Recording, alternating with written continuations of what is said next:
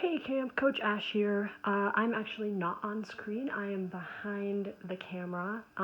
Today we are going to talk about gear shifting. So I have my bike in front of me. For those of you that cannot see it, it is a lovely white frame with blue handlebars. It's a road bike, so the handlebars curve a little bit differently, and the shifters are actually attached to the brakes. The brakes are in front of the handlebars as opposed to out closer to the middle. So, gear shifting. If you're on a tandem and you are the stoker, the person in the back, you do not shift gears. So you don't have to worry about this, but your pilot, the person on the front, will. And for those of you that ride single bikes, you'll be responsible for gear shifting. So I'm going to stand over my bike. So gear shifting is pretty straightforward, guys. What we are looking at now in the view of the camera is my handlebars. So you can see my front wheel and you can see where I hold on. We have 2 chain rings on my bike. Some tandems will have 3, but a lot of them still just have 2. So we have the big ring and the little ring. The little ring is the really easy gears. Your feet are going to move really fast around the pedals, and it's not going to take a lot of effort to pedal.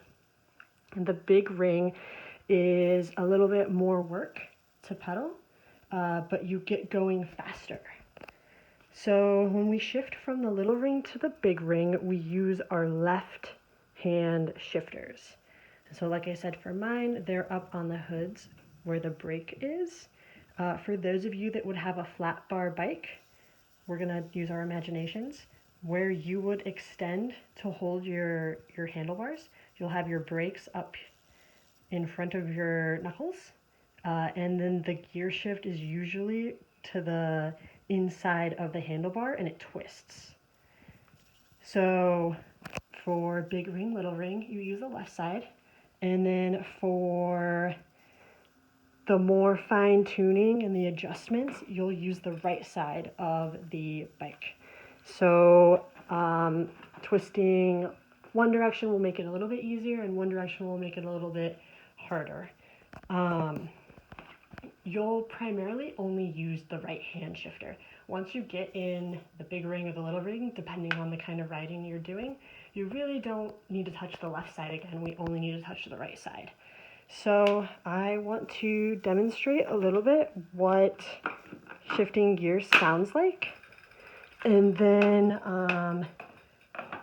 also remind people that are on tandems, pilots that are shifting gears, you're going to want to tell your stoker that you're shifting so that they know. And just so that everyone's aware, the clicking was my bike shoes clipping into the pedals. So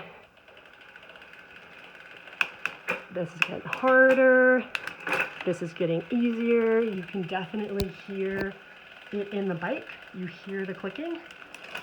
So I just moved into the big ring, and you'll hear the gears drop. So that's the basics of gear shifting. You're really only going to use the right gear, and have a good ride, friends.